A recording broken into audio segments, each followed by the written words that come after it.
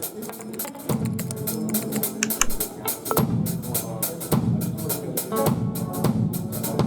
it's Saturday night and I just got paid. Put up all my money, no time to sing. Let's go, go, have a time to sing. I get a feeling fine.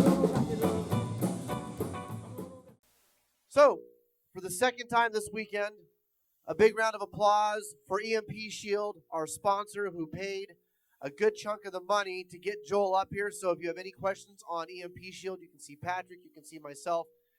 They are the sponsor of these events. So please go to their website, check their products out. If you have questions, again, ask us. For the second time tonight, or this weekend, we're going to bring up Joel Salatin.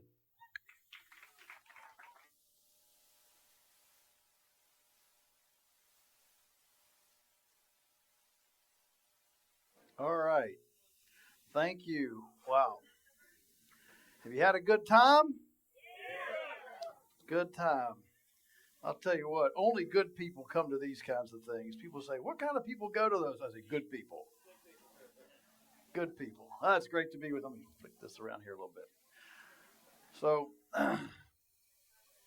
I'm going to talk to you about my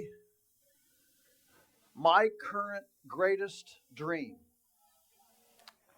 You know, as you go through life, you knock off a goal here, you knock off a goal here, you knock off a goal here. And so I've knocked off a lot of goals. But this one right here is my current dream, vision, goal, biggest objective. And we'll tell you what it is, and I'm going to explain it. It is to get 30 minutes with Trump, to give a 30-minute elevator pitch for a food emancipation proclamation.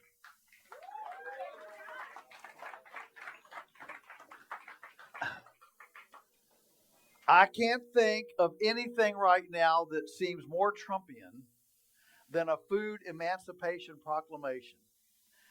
Well, what is that? What does it mean? The hardest part of this whole issue, this whole idea is the average American doesn't know what they don't have a choice for. They go to Walmart, they go to Costco, Kroger's, Piggly Wiggly, H-E-B. Well, what do you mean I don't have food choice? Look at all these packages, all this colored paper, all these brand names. Yeah, have you noticed whenever there's a food recall, E. coli in beef, the news article gives you here are all the brands. And there's like 25 brands. You know what that means? That means it all came out of the same tube. There's no real choice. And so it's hard to develop a yearning and desire for people who don't realize that they don't have choice.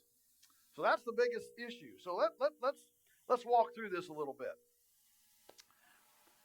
First of all, how did our food system become enslaved? How did it become enslaved to, Tyson, Monsanto, and the big, as Bernie Sanders says, the oligarchy? So what happened was the butcher, the baker, and the candlestick maker of yesteryear got replaced with an industrial food system. And this butcher, baker, and candlestick maker who lived atop their building, the cobbler lived above his shoe store. The blacksmith lived above his shoe store. The butcher lived above his slaughterhouse, okay? This is the way it was done. And as that gave way in the industrial economy to industrial scale, the butcher, the baker, candlestick maker that were individual village entrepreneurs got replaced by mega facilities with 4,000 or 5,000 people, massive canneries, massive slaughterhouses, and they got surrounded by razor wire and check-in stations. And the industrial economy created opaqueness within the food system that had never existed in human history. We're the first civilization in history that that is in the midst of an opaque food system because we've never had industrial scale food before. I mean, you couldn't have industrial scale food until you had cheap energy and cheap transportation, because with horsepower, mule power, and oxen power, you simply couldn't move the volume of stuff, the distances required to concentrate it and to amalgamate it in such tiny spots like we've been able to do in industrial farming and industrial food systems. So our community canneries, our abattoirs, our on-farm processing. I mean, go to Williamsburg and the economy was on-farm everything. They made candles on-farm. They tanned on-farm. They butchered on-farm. They made sausage on-farm. All of this got replaced by an industrial food system. And this industrial food system created opaqueness. And what happens when you have an economic sector in a culture that is opaque? You develop ignorance. Ignorance about that because people can't see it, don't know about it, don't participate in it. Well, what does ignorance breed? Ignorance breeds fear, because we fear what we don't know. All right? And so, because of that, consumers and consumer advocacy folks, Ralph Nader, began demanding regulatory relief to have a big enough oversight bully to look on the other side of the fence and see what's going on over there to protect we ignorant peasants. Okay? And so as that look over the fence developed and the industrial food system developed, the regulations and the requirements and the licensing in the food system became systemic, not qualitative. In other words, nobody asked, is the meat good? Nobody asked, is the cheese okay? What developed was a protocol of infrastructure requirements. Do you have this much concrete, this temperature, this amount of stainless steel, all of these systemic things that became the licensing regulation. And all of these things are non-scalable, or these regulations are easier to comply with and get a license with if you have a large scale than if you have a small scale. In my view, that is an inherently unfair, unjust law if it's easier to comply with if you're big than if you're small. The little slaughterhouse that we co-own, it costs us $450 to do to a beef animal what JBS Incorporated does for $80. Because we have the same inspectors, same bathroom, same paperwork, same HACCP plans. We do 100 beef a week. They do 5,000 beef a day. Okay?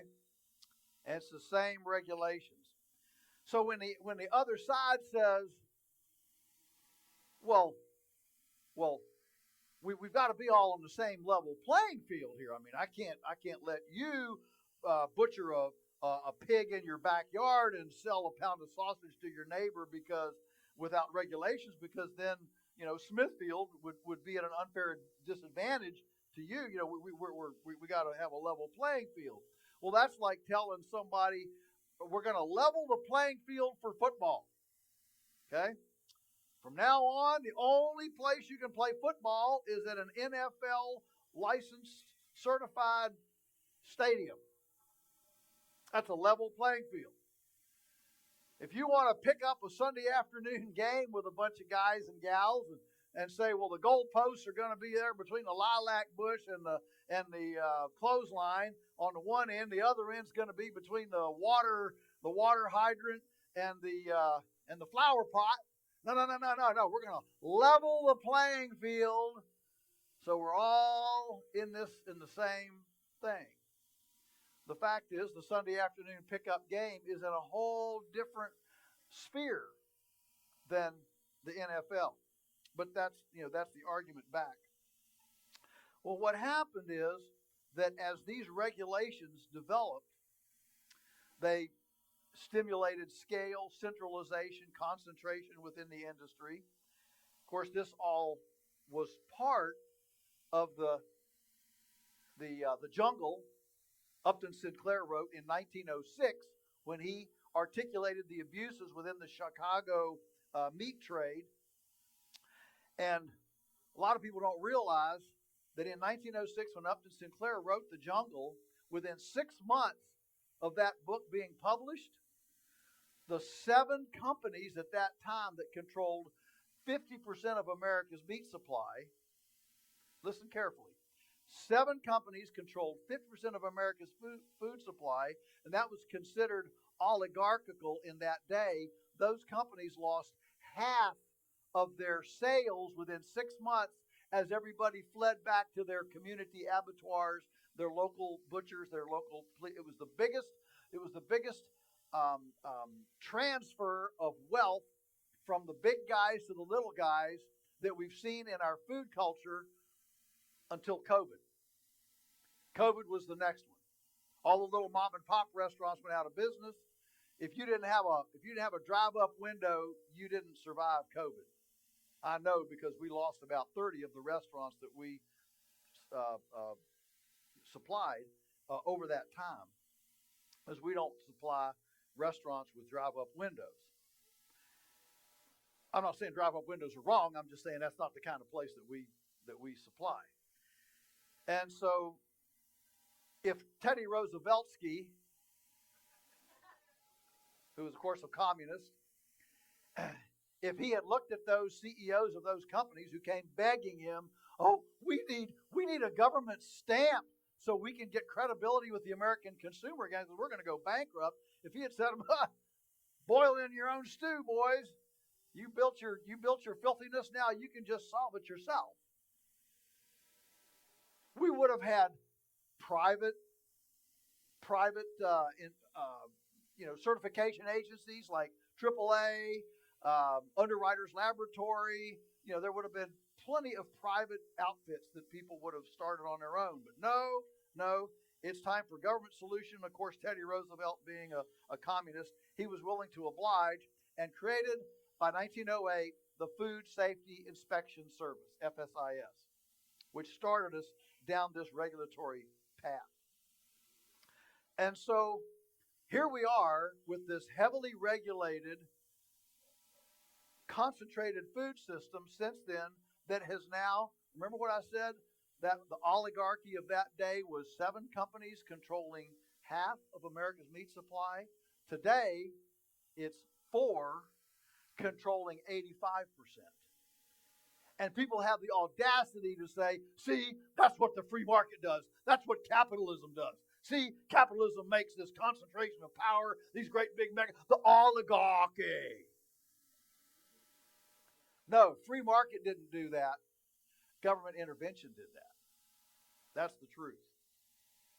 And so as this has developed through the 40s, 50s, and 60s, and 70s, and that concentrated system, that government intervened system, became more and more fragile and filthy, what we started to see was a cultural awareness of this concentration and centralization and the pathogenicity within the food system. A new lexicon. When I was a kid, there was no such phrase as food allergy. If mom wanted a birthday party for her 3-year-old, she just called up her buddies and their 3-year-old kids and said, "Come to a party." Today, it takes a week worth of texting back and forth and phone calls and emails to find out what can and can't be served because everybody's allergic to something. E. coli, salmonella, listeria, all these things, they weren't in the lexicon when I was a kid. If you're over 50, you never heard these words. And what these are is nature's language, nature's lexicon on its knees begging us, enough disrespect, enough dishonor. And consumers are starting to get aware of it. And so in as early as 2020, as early as 2000, a futuristic writer named Faith Popcorn, in her book Clicking, introduced us to the vigilante consumer. And as people began distrusting these mega corporations, these mega outfits, and customer no service, you call and you can't speak to somebody, they're not in America, they can't speak English, and you got to press 1, 2, 3. Everybody with me here? All right. Nothing makes me more irritated. I just can't. I just start screaming into the phone and throw it across the room. I just can't stand it when you can't make progress with the robot, especially a robot that speaks Pakistani. So this has all created a lot of distrust in our culture, and we began distrusting a lot of the sacred, institutions of our country. And by the late 1980s, this expressed itself in a proliferation of farmers markets, eat local, smallness, homeschooling, all these kinds of things that then got onto super steroids in COVID. But we were heading that direction. It just supercharged everything. We were already Uberizing. See, the butcher, the baker, and the candlestick maker didn't need any government oversight because it was a transparent system. Everybody knew who the clean guy was, who the dirty guy was, because they went to church with them, they were in their houses, they were in their shops, and they knew what that was. In industrialization, nobody knew who the clean one was, who the dirty ones were, and so people demanded a government oversight. And suddenly came the internet. And those of you who know me know that it's funny for me to be talking about the internet as a savior because I don't even have a smartphone, okay? By the way, if you do want a book and you don't have cash, there's a QR code there that you can take a picture of and pay on PayPal to get a book. You don't have cash there. I pushed it as far as I could on cash, and now I've got people saying, I don't have cash. So as a final effort to placate the masses, I brought out our QR code thing. Okay. And 50 years ago, if somebody comes to you and say, you know what? In 10 years, people are going to jump in a car that doesn't have a taxi cab thing on. It's just a regular car with a regular driver, hadn't been to driving school, nothing, and you're going to jump in a car and say, take me to the Eiffel Tower or to, the Taj Mahal or to the, down to the Hilton Hotel, and you'd say, what? You're crazy. What made Uber possible? A completely out of the regulatory environment, out of the government, a completely spontaneous development. What made it possible was real-time auditing on the internet. The internet created the option to, on a global scale, with rating systems, bring the accountability of the village voice of the butcher, baker, and a candlestick maker back to a global voice. If you were a problem passenger, you didn't get picked up. If you were a problem driver, you didn't get picked up. And the transparency of that through the internet, where everybody could see who the good ones were, who the bad ones were, enabled a completely non-regulated, non-government intervened enterprise to develop. Same thing with Airbnb, VRBO. Think of the things that have been germinated due to real-time, transparent accountability via the internet. Well, it's time to Uberize our food system. It's time to Uberize our food system. That's where I'm headed with this. Because innovation requires prototypes. So we've got this oligarchy, this megalithic system, this opaque system, heavily regulated. which simply, perpetuates the concentration and the centralization. And we've got millions of people that don't want to buy at Walmart. They don't want to buy at Kroger's and Piggly Wiggly. They're looking for alternatives, but the alternative doesn't exist because the entry level for farmers to enter the alternative, the entry level hurdles are very, very high. You ever try to do a HACCP plan? Hazardous Analysis Critical Control Point. If you get a government license in food, every single thing you do has to be documented in a HACCP plan. HACCP, Hazardous Analysis Critical Control Point.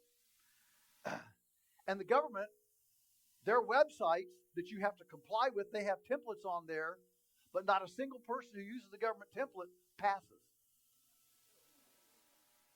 It's like a cat and mouse game. They purposely put a template on there, and if you adhere to it, they fail you. Well, we're just trying to make you think, So at our slaughterhouse, we have a whole shelf full of HACCP plans. And remember, this is the same whether I'm doing 2 animals a day or 5,000 animals a day. So the cost of starting a slaughterhouse is actually not the stainless steel, concrete, refrigerators, and infrastructure. It's the cost of the regulatory paperwork compliance to enter. Are you with me?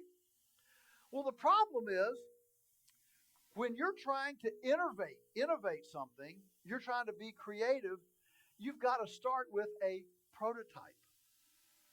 An oak tree doesn't start from a 30-foot transplant. It starts with the smallest embryonic form that can be. Human babies aren't born as adults. If they were born as adults, we wouldn't have very many babies. They're born little, so they can be birthed. And the problem is when the regulatory hurdle of entry is so big that the embryonic prototype has to be birthed at scale, thousands of dreams are stillborn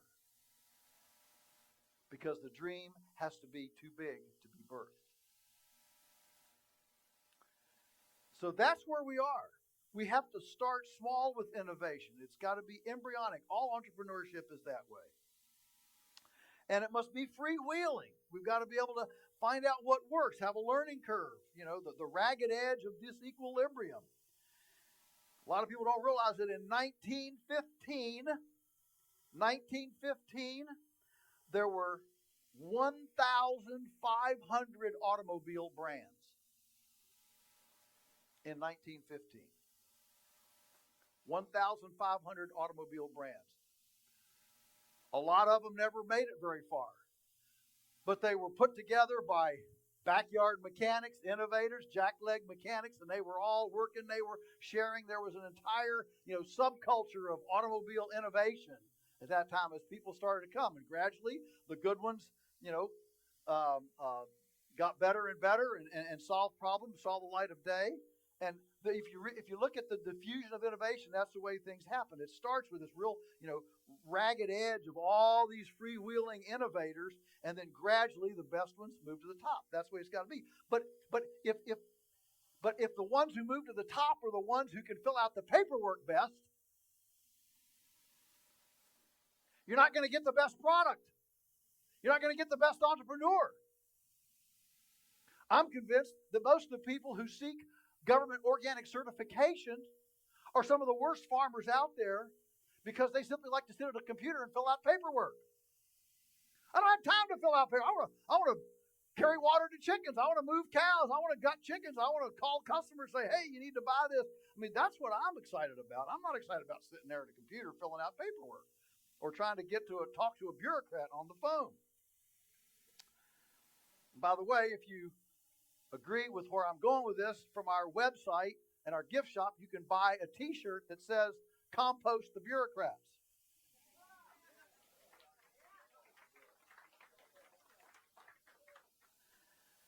So this innovation developed, as we start down this path, We're in a completely different paradigm than the conventional system.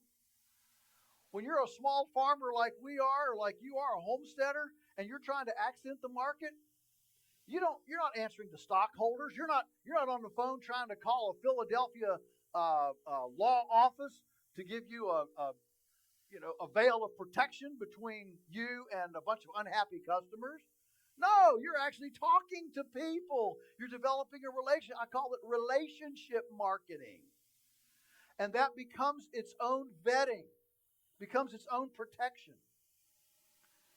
But when you say, in order to do this, you've got to have a certain kind of infrastructure, those requirements create arbitrary and prejudicial overhead, which then translate into very unfair pricing. I get accused all the time, you're an elitist. You got this high-priced food. Well, let me tell you, 30%, again, we co-own a small federal inspected slaughterhouse about 30 miles away from us. We have about 22 employees. Let me tell you, 30% of the cost of our beef, pork, and lamb processing, 30% of it is complying with government paperwork. At Tyson, it's about 1%. Because they can spread that same paperwork over millions and millions of pounds and millions of units. I mean, this is just very, very simple to understand. So we've got this huge economic and creativity impediment keeping innovators and entrepreneurs being able to enter the market. Well, of course, the big pushback is, well, we can't give concessions to these regulations because of food safety. In fact, we had a hearing in Virginia. I was down with one of our delegates. He wanted me to testify to the General Assembly on a cottage industry exemption. And I got done. There was a break, and our Commissioner of Agriculture came up to me, very nice guy. And he just informed me, he says, Joel, we can't let people choose their food. If we did that, we couldn't build hospitals fast enough for all the sick people. As if nobody's getting sick from USDA stamped food. I call it USDA, not USDA. The fact is that safety is subjective. Safety is subjective. It's very subjective. We choose our trust by faith. You know, I don't think it's safe to send your kid to public school. I don't think it's safe to drink Coke. I don't think it's safe to go to McDonald's. There's a lot of things I don't think are safe. I don't think it's safe to, there's a lot of things. Safety is very, very subjective. Okay? And so when the government starts defining what is safe and what's not safe, it's getting into a very subjective arena. It is not empirical. Here's the deal. You can go out on a November 70-degree day, shoot a deer at 70 degrees, drag it a mile through the sticks and rocks and squirrel dung to your Chevy Blazer, put it prominent on the hood, and drive around the town to parade your trophy out on the hood of that vehicle, take it home, string it up, cut it out, leave it hanging for a week, let the flies come on it, whatever, and cut it up, and you can feed it to your children. You can feed it to neighbors, and you're a great American. But if you take one pig, one goat, one lamb, one steer on an appropriately temperature day in the backyard when it's nice and cold at about 35 degrees and do the same process, you're a criminal. Now you can give it away. Think about this. On everything else that's hazardous, that the government has these prohibitions on, like fentanyl, methamphetamine, cocaine, prescription drugs, the regulations around that are equal on buyer, seller, and use. I can't use cocaine even if I wanted to. in full transparency, I am for the legalization of all drugs, everything across the board, but also the elimination of all government interest in medical care. You want to take fentanyl, blow your brains out, rid the gene pool of your stupidity? Fine. Go ahead. We're not going to take care of you. Okay? All right. So I'm just trying to be really honest with you. Okay? All right. But the where I'm going with this is that all these other things, the prohibitions are on all three elements of the transaction: the buyer, the seller, and the user, except food. Food, you can give the deer away, you can give the chicken away, you can give the pork away, the sausage, whatever, but you can't sell it. But you can buy it. And if you find someone's willing to be a criminal who will sell it to you, you can buy it and you can feed it to your kids. You can bring it to a potluck. That's all legal. The only thing you can't do is sell it. No. No. If you take any compensation for it, then it enters commerce. Here's my point. My point is that if it's really hazardous, why isn't it consistent with everything else? But in food, it's only on the seller. Obviously, this is not about safety. It is about controlling who gets access to the market. That's what it's about. And so that's a really clear discussion you can have with anybody. We grant a lot of exemptions for many, many things. For example, in Virginia, you can drive an unlicensed, uninspected farm vehicle 40 miles going from farm to farm doing farm work. Okay? Why? Because farmers don't drive often, they don't drive fast, and, there aren't any wrecks with these things. I mean, yeah, they are jalopies, but you don't drive fast, you don't drive often. Daycare. In our state and many states, you can keep 3 children in your home for pay as a daycare without any licensing. Why? Because they know if you're only keeping 3, you probably have a relationship with the parents. The parents have probably come in. They haven't just opened the door and kicked the kids out to the daycare center. And there's a relationship there. And so there's an understanding. There's an inherent understanding that when it's that small and that closely linked, it creates its own vetting. It creates its own protection. Elder care. In our state, you can keep three elder folks in your home for pay without any compliance with regulations, licenses, stairs, handicapped entrance, anything. Why? Again, because if you're going to keep only 3 in your home, chances are you have a relationship. Does this make sense? I mean, these are all very reasonable exemptions. But when it comes to food, you can't sell 1 pound of sausage, 1 homemade quiche, 1 glass of raw milk. We are in the food system similar to where homeschooling was 30 years ago. When we started homeschooling our kids, you pulled the curtains, you didn't ask, you didn't tell, because the state would send truant officers out to your home, take your children into state custody for you being such aberrant, negligent parents. Then came the Homeschool Legal Defense Association with Michael Ferris, and it created some wiggle room. But goodness, the newspapers at that time were full of front page stories from academic elitists saying that we won't be able to build enough psychiatric wards for all these unsocialized children. Well, I don't want socialized children. I want sociable children. That's a big difference. Socialized children, a bunch of little socials, do what everybody else does.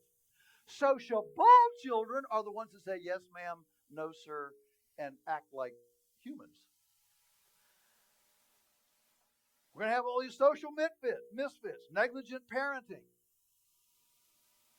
What's actually happened? They're the best kids in the world Colleges are given special, scholarships for homeschooled kids. Why? Because they can think. They weren't indoctrinated until they went to college, at least. But we are at that level of the food system. The same kind of arguments, safety, negligence. Uh, um, you know, we can't build enough psych wards. We can't build enough hospitals. All these things are part of that pushback on food food freedom. Realize that science is also subjective. I mean, the scientists have told us for decades, quit eating butter and eat hydrogenated vegetable oil. Boy, that was good science. And then, of course, genetically modified organisms. Now we've got all sorts of problems from that. Let's feed dead cows to cows. That gave us bovine spongiform encephalopathy. And of course, recently, let's all take the jab for COVID. So the truth is, science actually has a very dismal track record. In fact, the 1979 food pyramid that put Cheerios and Twinkies on the bottom foundational level of the food pyramid was the beginning of our diabetes epidemic. When I was a kid, I didn't know anybody with diabetes. Now 1 in 3 kids all have diabetes. So science leaves a lot to be desired. Ultimately, this issue boils down to consumers' freedom of choice for their own food. The current paradigm can't conceive of a functional alternative to what we have. And just remember, those of us who are seeking food choice, food freedom, we are viewed the same way large contingents of the population were viewed long time ago, the way we viewed, for example, the Native American. You know, one of my most interesting encounters was at Williamsburg, and I got to spend an afternoon with George Wythe. Now, if you know your history, George Wythe was Thomas Jefferson's law professor at William and Mary College. And so they have these world-class costumed, historical interpreters that take on the persona of, they're sharp people. And for example, they will not use a word that wasn't available at that time. Like if you say airplane, what? So these people are good. So, this is a cool opportunity to run by. So I started asking them about the Native American. I said, what's your view? Well, they're just barbarians. So why? Well, they don't have wigs. They don't drive in stagecoaches.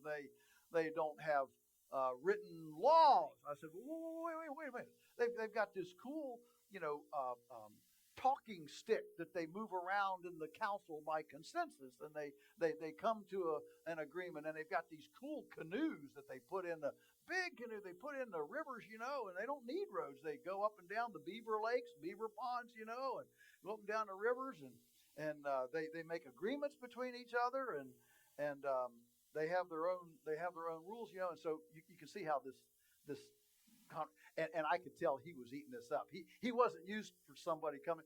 People would come in, regular tourists would come in at Williamsburg. They'd spend about 2 minutes. That's dumb. And I would shut up long enough for them to interact. But then as soon as they left, so I engaged him until he had to leave. And it was pretty cool. Finally, he came to the point. He said, "Well, history may prove me wrong, but I just think they're barbarians." That's very enlightening. We got to realize that to the greater elite government interventive, what you want to call it, the people that want salvation by legislation, those of us who dare to ask for freedom and liberty, we are barbarians. We are barbarians in their thinking. Think about the Dred Scott case. The black man isn't the same, even in the North. And I'm not trying to get all racist here. I'm just trying to explain that this is not the first time that people who don't want to be pushed to the corners and pushed back realize that we're very much in the minority and very much under attack. So, what would happen if we actually allowed neighbor to neighbor, unimpeded food access? And that's where I've come up with this Food Emancipation Proclamation. We have a shackled, enslaved food system right now that desperately needs to be freed up so that if you want to come to my farm, exercise your voluntary choice as a consenting adult, and we want to engage in a food transaction to exercise our freedom of choice on our fuel for our microbiome and express our agency. I'm using all these, these words that the liberal woke, snowflakes use. Why is it that if we want to engage in that, a bureaucrat has to get between us? And let me tell you, if we freed this right now, we've got Bernie Sanders and AOC running all over the country. We've got to shut down the oligarchy. We've got to shut down the oligarchy. When Congressman Thomas Massey asked me to come up and I testified before Congress about his Prime Act, it was amazing. All the Democrats came in there, and every one of them had their prepared speeches, and the answer to everything in the food system was some sort of additional government oversight, government agency. We don't have enough inspectors. We don't have enough people at the Federal Trade Commission to shut down the monopolies. Everything. It was one message. We need more intervention, more oversight. That's the only way. That's the only path they see to reducing the size of the concentrated, centralized industrial system. My answer is we can accomplish the same thing. Our goals are the same. They want small thriving. I want small thriving. They want transparency. I want transparency. But instead of having a bigger government agency and wrapping it all up in regulatory paperwork insanity, thank you. How about we let freedom and liberty chop away at the oligarchy? And we unleash thousands and thousands of entrepreneur, farmer, and culinary folks on the marketplace to service their neighbors unfettered in freedom of choice. And we would start chipping away, believe me, huge. I mean, let's take an example. Food deserts. Have you heard of food deserts? Yeah, this is a big deal. It's a big political hot potato in the big cities. Well, a lot of these big cities have a lot of vacant lots. I mean, Detroit now has more small farms within the city of Detroit, I think, than there are in the whole state of Detroit. There's a whole place that's, burned down, gone, the car industry. Anyway, thousands of acres. So I'm a single mom of two in a food desert in the city. There's a vacant lot next to me. Hey, we can grow a garden there. So you put in a garden. Hey, we could get some rabbits in there. We could put some chickens in there. We'll make pot pies for our tenement here, the apartments, the condos here. So you go out and you got your, you've been listening to William, so you got your good compost and you made your soil. You detoxed all the PVC and the junk from the old burned down, that the BLM burned down. And so, you go in there and you grow this good food and you have these chickens and rabbits and you make a chicken pot pie. You make a chicken pot pie and the kids are in there in the kitchen helping you. They're measuring stuff out, learning about half a cup and a quarter cup and learning fractions and chemistry and all this stuff, and you take the pot pie to a neighbor apartment dweller that says, yeah, I'd love to buy one of those. Within 10 minutes, 5 bureaucrats are knocking on your door. Where's your HACCP plan? This is zoned residential, not commercial. The building doesn't have commercial rafters in the roof. We've got to increase the. Where's your bathroom? Are you with me? Our problem, folks, as Bill Mollison used to say, he always said that the world's most complex problems are elegantly simple to solve. And that's the truth.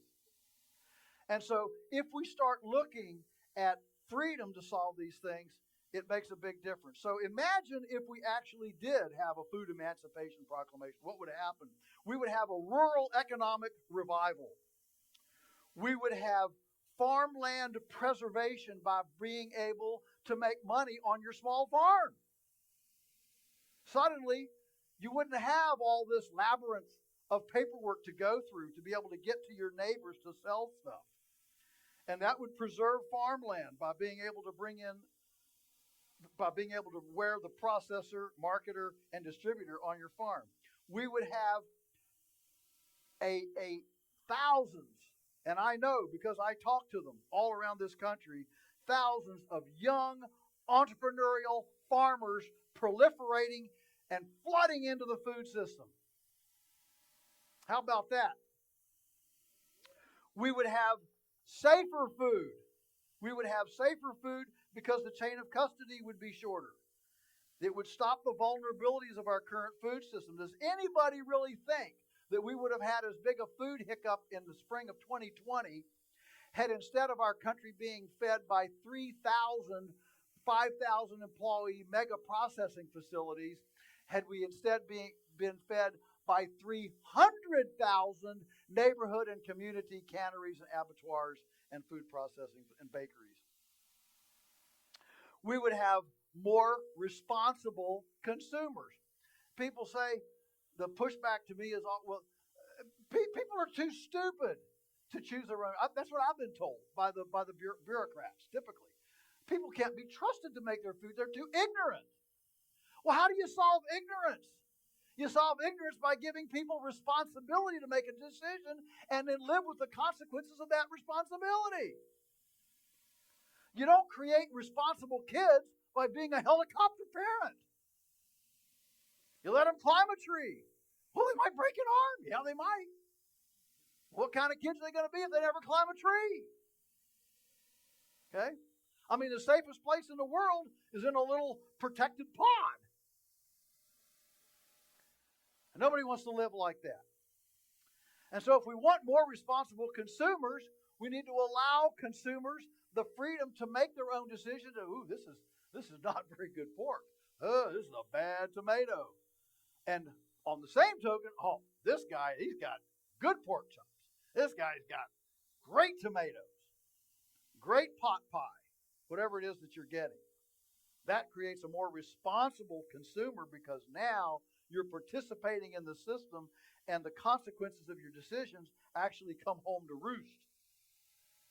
We would have competition to the industrial food system. The only reason that the food system is as concentrated and centralized as it is because it's so difficult to compete at a small level.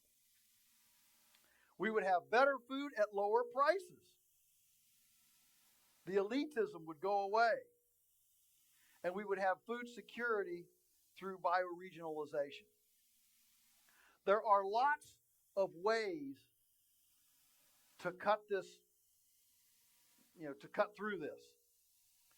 I mean, you can make, in my view, there should simply be an exemption period for direct producer to consumer interactions. Across the board, period. I don't care what it is. Milk, cheese, pork chops, chicken pot pie, pickles, whatever it is. If we're exercising freedom of choice among each other, that should be exempt. Now, I would be willing to say, at least as a start, it would only apply to big sales on the farm. And I know this is a hardship for very, very rural people, but you have to start somewhere. So I'm enough of a diplomat, political expediency. I understand you can't get the whole enchilada first bite, all right? And so I would be perfectly happy to enable this to just be, you've got to come to the farm. That way, all the people say, well, there's all these ignorant people. No. In order to buy it, in order to opt out, to have this freedom, you have to actually go to the farm. That ensures that all the customers actually come to the farm. All right. If we were able to do that, then after a couple of years of a track record and it works real well, then you expand it. I mean, in Virginia, several years ago, we got an exemption from all inspection for bakeries. You can now bake anything you want to in your home kitchen without any government license or any inspection and sell it to people. Well, then we got that. We said, well, maybe we can add something. Let's add pickles. Well, they wouldn't let an unlimited amount, so it had to be $3,000 a year. Last year, we got that raised to $10,000 because we had 2 years of $3,000 with no problem. Let's raise it to $10,000, and we got it. But this will take forever to release our food system. What we need, I mean, with all the executive orders that Trump has signed, wouldn't it be easy to just step up to the plate and say, you know what? We're going to let neighbors interact with food transactions with neighbors, and it's not a government issue, period. And I think that would really move us forward in our food system. And I think it's defensible, and I think it would solve a lot of the problems in our food system, because suddenly now the big guys would be subjected to the competition from people like us. And what they fear more than anything is unleashing our entrepreneurial, enthusiastic spirit on the food system. 75% of the food that Americans eat right now is ultra-processed. 75%. By definition, that means you can't make it in your kitchen and you can't read the ingredient list. We want to flood our world with readable, single ingredient stuff. And we need to be released on the food system to do that, not only for agricultural's rural revival, moving money to the farms from the cities instead of always from the farms to the cities. Let's invert that economic flow. Let's offer increased opportunities for farmers, and let's allow an unprecedented amount of choice out there in the marketplace with Farmer Bill's charcuterie and Farmer Jane's bologna and all the different things that would be possible out there if we allowed freedom and liberty to reinvigorate our rural landscapes, our consuming purchases, and our food transactions. So does anybody have a direct line to President Trump? See, I think that kind of pitch, now it took a little more than, I would tighten it up with a meeting with him, but I think that he would get it. And I think that it would be the most Trumpian, obvious thing that he would do. So if you got a direct line, let me in. But I'm privileged now to be moving in. My spiral is moving up a little bit. And I'm actually, for the first time in my life, I mean, I've been preaching this for 30 years, but for the first time in my life, I feel like, it might be possible. I mean, Bobby Kennedy knows about this, his intimate circle knows, because I'm pretty close there, and we're getting closer. So this is where I'm going. I think we got some time, 10 minutes or so. Take some questions. What are some questions on this issue? All right. Don't be bashful. All right. First question right here. I've got a friend or a family friend. They sell their beef. You might buy a quarter or a half or a whole beef. Then it goes to the butcher, and they have to stamp it, not for sale, but you've already bought it before it was dead. Yeah. And that's how they're selling it off the farm.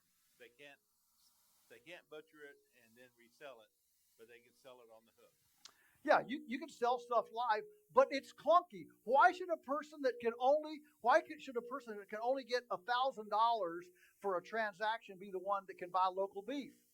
What if I don't have $1,000 to get a quarter beef? What if I want to get 1 pound of ground beef? What if I want to get some soup bones? What if I want to get, it's the same thing with herd share, everything else. Yeah, man, I could go on. I mean, this, and if you read my book, Everything I Want to Do is Illegal, I give these stories, but where we got, where one of our first huge battles was this very thing, selling custom, not for sale, on the hoof, live. State came in, can't do that anymore. I said, what? I said, there's 50 people in our county doing it. Well, we just changed our mind. You can't do this anymore. I know. The point is that these agencies, they sit there at the taxpayer expense in their rooms, and they don't have to make a living. They don't have to make payroll. And they sit there with Ralph Nader yapping in their ears, and paranoid moms who don't even know the difference between a pullet and a heifer yapping in their ears, because we have acculturated our culture that when there's any kind of concern, worry, or angst in the culture, the first phone call we make is to a government agent. We don't look to ourselves. We don't ask a neighbor. We don't ask a friend. We go to the government. And the most disempowering thing you can do in any culture is to assume the first remedy for a social ill is a government agent. That's the most disempowering thing you can do in any culture. Okay, question. Have you had any luck with dealing with like PMAs? I know you're familiar with Niti Bali, Sure. or private membership associations, protecting the farmer that way. Sure. PMAs, private membership associations. These were started in Georgia in the mid-1960s in the civil rights by country clubs, white gentlemen country clubs who wanted to preclude blacks from being able to join their country clubs through the Civil Rights Act. So they started private membership associations to exclude blacks in their country clubs. This has now been kind of scabbed on to with some pretty innovative people in the food system to create PMAs on our farms. Yes, this is being done, but it's extremely clunky. Pretty much if you go over 400 members, the judge will say this is a public entity. So it's strictly limited, and it's still very much being sussed out in the litigation element of it. Amos Miller, that's where he got caught up. But again, why, herd shares, that was another way around it. I could go on to a plenty of circumventions. And in fact, John Moody and I in 2020, we started the Rogue Food Conference. Some of you might want to come. The next one's going to be in Cincinnati, Ohio, in which our mantra is circumvention, not compliance. And we've been featuring now for 5 years farmers who have circumvented the regulatory environment and been somewhat successful. But it's every one of these is very difficult, very arduous.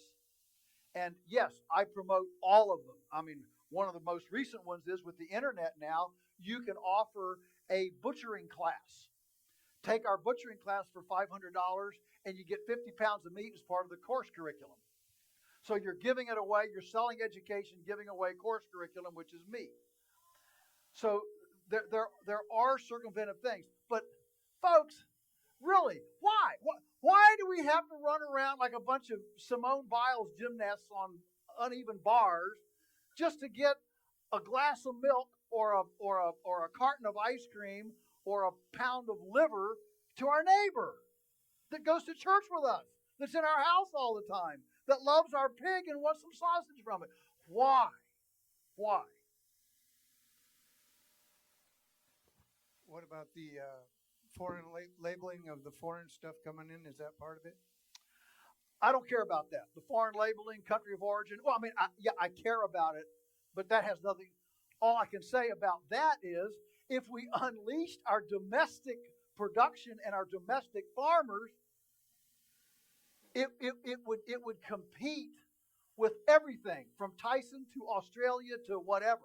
Okay, and that's what I'm in. I'm into competition. I'm into free market competition, and however we can accomplish that the easiest. And again, being simple.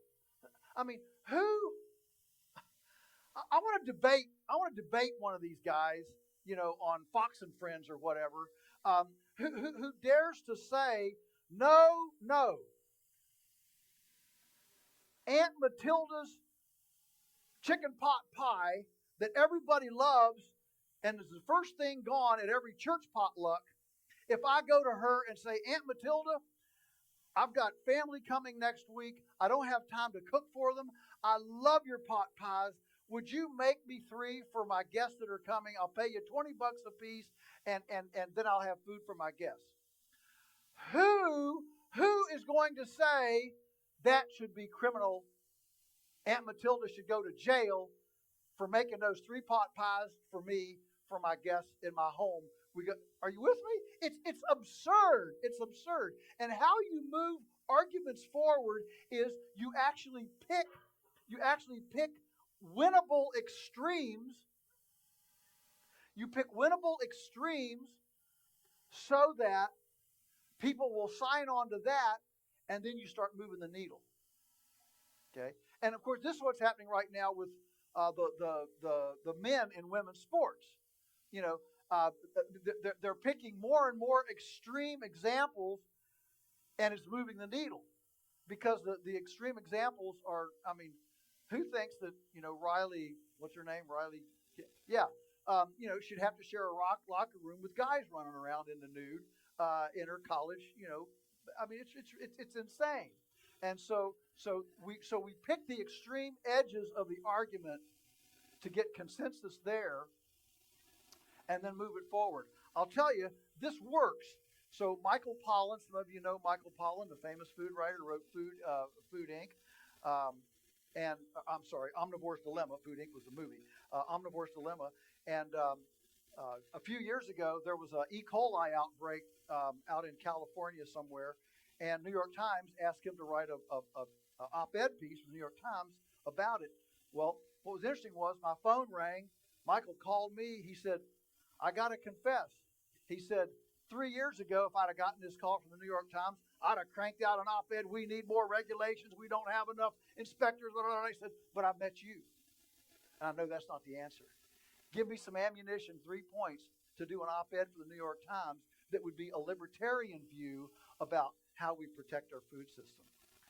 So it does move the needle, when we bring those extreme edges into the argument. Yes, go ahead. So let's say you get that Trump signs this executive order. We're actually new at homesteading. I'm just finding a hard time where to start to find animals, I guess. So do I just start knocking on my neighbor's doors? We do live in the country, but it seems like no one else is farming near us other than cutting wheat or corn. Well, yeah, I mean, where are you going to find animals? Well, you start looking. And you look and look and look until you find them. And you don't quit. My dad used to say, if at first you don't suck a seed, just suck and suck and suck until you do suck a seed. The difference between success and failure is not people who succeed fail just as many times as people who fail, except for the last time when they got up. People who fail didn't get up the last time. That's the only difference. So keep looking. You'll find them. Yes, question. A model that might be useful is Shop Kansas Farms. If people aren't aware, it seeks to link farmers, consumers, and commercially inspected kitchens so that we can share our resources and be able to just comply enough to get by. The Border Queen Harvest Hub is specific to southern Kansas, where it's just surrounding counties. And it's an avenue that friends and neighbors have used to get their products to consumers, and just a mixture of compliance and avoidance. Yeah, I mean, there are lots of lots of little, Maine is doing a lot of good stuff. There are cottage food laws, but pretty much they're leaving animals and dairy out of it. It's all vegetables and bakery items and things like that. They're leaving the animal protein out of it. But 50% of the consumer budget, 50% is animal protein. 25% is dry goods, 25% is veggies.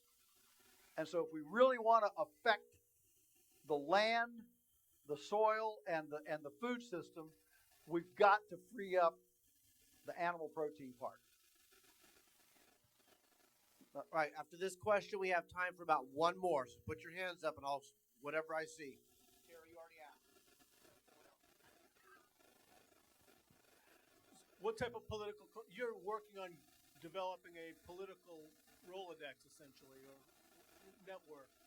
Do you have connections right now, one-on-one with Robert Kennedy, or are you working on developing that? I have connections right now, one-on-one with Robert F. Kennedy. So yes. you've shared a stage, you've Yes. had conversations. Yes. Yes. Is he interested in what you're saying? Or is I love Robert F. Kennedy, sure, I get it. but he comes from a big government background, and my biggest concern is that he's a good man. He's got a heart of gold. He really, I trust him. But his okay? dynasty is in a But his dynasty is with government solutions, and when you are steeped in a government solution, it's really, really hard to see another solution. to see a truly libertarian approach. It's really hard, and so is he winnable? I think so. I think Would it be better to go mean, through that connection and convert him first, or find another way to Trump? I actually think Trump would be quicker to buy into it than RFK Jr. because he doesn't come from a big government background, and so I don't know all that stuff. I'm a total novice in this. I'm not. I've never. I want to just be out on the farm, okay? But I've been thrust into this place and feel this mantle of opportunity and responsibility to carry this forward for thousands and thousands of homesteaders and farmers desperate to be able to sell to their neighbors without a $100,000 paper trail in front of them and a bunch of bureaucrats running over their farms and homesteads. And I realize that the real answer to so many of these problems, from food security to safety to stability to the oligarchy to all this stuff, is just make it simple. Let neighbors sell to neighbors. Simple. The bureaucrats that are in charge of that, is that the FDA, the USDA? Who is in the? I don't care about that stuff anymore. Yeah. Because it's all. Yeah, the agency is the USDA. They're the ones that have the Food Safety Inspection Service. So you have connections there? No. Okay. USDA hates me, and it's kind of mutual. Certainly. But when I was up years ago, the first time I testified before Congress, congressional hearing was one convened by Dennis Kucinich. Some of you may remember Dennis Kucinich from Ohio. And he convened it after that. Remember that California dairy cow that the undercover animal welfare people got on camera where they were fire hosing him and poking him to try to get him to stand up to go in the knot box? And Dennis Kucinich convened a congressional hearing on what are we going to do about America's meat slaughterhouse, whatever, problem. And it wasn't really about pathogens. It was really about animal welfare and just procedure. Mm-hmm. And that was the catalyst. So there were 12 of us testifying, and the first guy was the secretary of the FSIS, Food Safety Inspection Service, the top federal guy.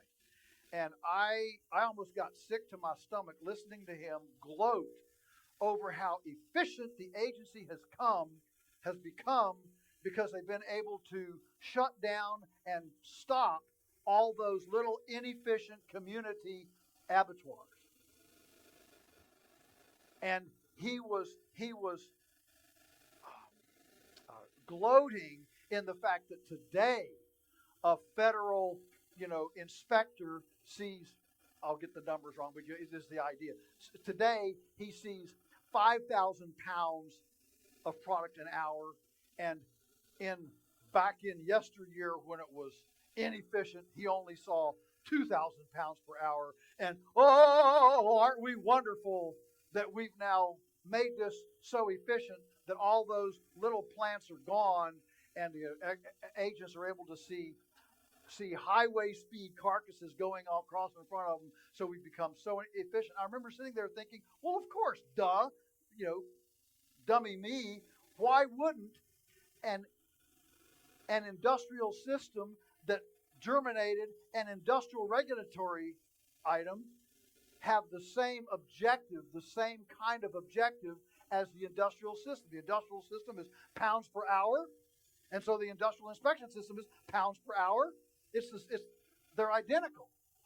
It's quantity over quality. I mean, I had a friend that jumped through all the hoops, took 2 years to develop a small federal inspected slaughterhouse in Virginia. Only had about 5 employees, a very small place. And he got every license, every compliance, everything was signed off on. He got into business for a month. They shut him down because they said, you're too slow. They didn't want to give an inspector to a plant that wasn't generating that much volume. See, this is the prejudice within the system. This is the prejudice within the system. Listen. 2 years ago, we lost $30,000 of livers through our plant that we co-own because a new inspector came in there that had never seen a grass-finished liver. Grass-finished livers have a little kind of green patina right around the edge. If you look at a liver, right, William, has this little kind of green patina because of all the carotenes and the color, okay, right around the liver. Well, she never seen that before, so she threw out, condemned $30,000 worth of liver. Meanwhile, we've got cancer patients begging us, pleading on their knees in our sales building, I'm on this alternative cancer treatment with liver. Can you help me get through my cancer? No, we don't have any liver. They threw it all away in the bin last week because the inspector says it's not. And so we went to another slaughterhouse an hour farther away with a different inspector. All the livers came back. Same animals, same day, same everything, different inspector. Folks, it's maddening out there. Whenever somebody says we need more inspectors, you need to shoot out their new caps, because that is not the answer to any of this, okay? All it is just additional arbitrary and capricious things. I got to tell you this. I know I'm over time. All right. So one day, our manager calls me. He's in a panic. We just got shut down for a felonious animal welfare infraction. Oh no! What's that? Well, our kill floor manager retired, so his understudy moved up to in charge of the kill floor. The same day, we got a brand new female inspector. Got to realize these female inspectors, and I love women, okay? I've been married to one for 45 years. I love women. But the slaughterhouse is kind of tends to be a man's world. And so these young female inspectors, when they come in, they get read the riot act by the old guys. Look, you're going in, you better show them who's boss here. Don't let them mess you around. So she comes, it's both of them's first day on the job. Her first day being inspector, his first day in charge of the kill floor. They bring a pig in. And if you go into a little slaughterhouse like this and you look at the inspectors, they're over here kind of just watching things and things are happening, over here, 20 feet away. Well, this gal, first day, got to show who's boss. She's up here. Her chin is on his shoulder. She's breathing in his ear, watch. Well, this is his first day in charge and he's nervous. Well, she's, got her chin on his shoulder, and he administers a stun gun and misses. Well, have you ever missed a pig? There is no squeal like a squeal of a pig that's not hit right. And of course, he quickly fumbles around, gets another, stun bolt, and the pig goes down. It's fine.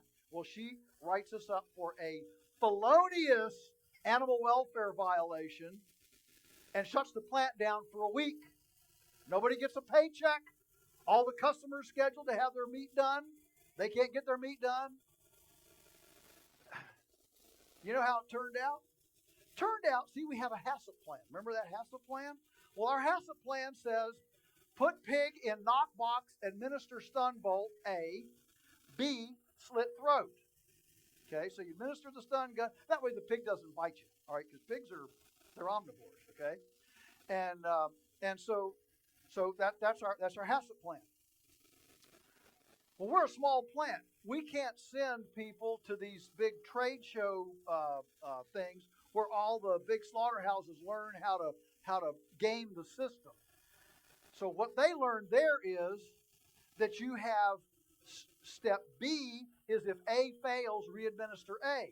You have a C step. If B fails, they got like A, B, C, D steps all the way down here. So there's all this, this redundancy in that if you mess up, you can catch up. We didn't have a redundancy. If we had had a step B, if A fails, re-administer A, we would have been completely compliant. But since we didn't have re-administer A in our HACCP plan, on step B, we were in a felonious shutdown. Nobody got a paycheck for a week. Nobody got their animal slaughtered for. I could go on like this for a day. I won't. But folks, people in America don't have a clue, do they, that this kind of stuff happens? Which is why I wrote everything I want to do is illegal. Okay. Yes. Final question. Final question. So, I'm a small homestead. We just started. How do our smaller homesteads be more of an advocate for this movement? As a small homestead, how do you become a better advocate for this kind of thing? I know I'm supporting my family, and we do sell our livestock, and then whatever they do with them, that's their thing. But how do we help push this? How do you help push this forward? Yeah. You educate your customers. You educate, and you inform them. And you let them know very clearly, straight up front, we would like to do this, this, and this, and this for you. Would you like that? If you would like that, let's have a call-in day to our delegate, our senator, and let him know, here's what we want. Because, see, the producer end of this equation is so small now, we have no voice. The only voice we have is through the Corn Council, Cargill, Farm Bureau Federation, which are all industrial shills that are protecting the subsidies to grow corn and soybeans. All right? And so the only political clout that we have is through our customers. And I can tell you, when your customers step up for you, and we've had that happen when we've been in some of these issues, boy, does it make a difference when somebody stands up there and says, I've been sick for 20 years, I started getting this food, and now I'm healthy. That's a pretty good testimony. And so that's what we need to cultivate within our own. We need to step up, articulate the positions to our customers, we call them our patrons, our patron saints, and have them join us, all right, join us in this great mission, ministry, and freedom agenda. Okay? Great. Now, you guys have been so great. It's been great to visit with you, and I hope this has been not deflating, but encouraging that there are options and there are people hearing good stuff. But we've got a lot. We didn't get here overnight. We won't get out of here overnight. Okay. So, but I do feel like we're on a bit of a wave right now. We have a bit of awareness. We have consumer interest in this. We have the homesteading tsunami that's bringing thousands of people to this. And so I just feel like we have a little window here to really leverage and exploit. So now may all of your carrots grow long and straight. May your radishes be large but not pithy. May tomato blossom end rot affect your Monsanto neighbor's tomatoes. May the coyotes be struck blind at your pasture chickens. May all of your culinary experiments be delectably palatable. May the rain fall gently on your fields, the wind be always at your back, your children rise and call you blessed. May we all make our nest a better place than we inherited. God bless you. Thank you.